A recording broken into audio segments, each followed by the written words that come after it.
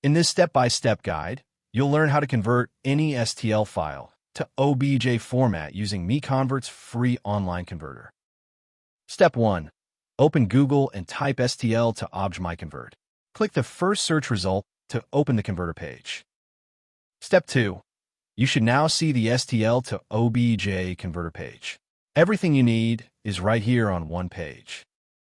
Step 3. Click Choose File. Find your STL file in the file browser, select it, and click Open to upload it. Step 4. Your file is now uploaded. Review the details shown on screen, then click Convert Now to start converting. Step 5. Wait for the conversion to finish. The progress bar shows how much is done. It won't take long. Final step. Click the Download button to save your converted OBJ file. That's the entire process, simple and free. You've just converted STL to OBJ in under a minute. Visit MiConvert.com for more tools. Subscribe for more guides.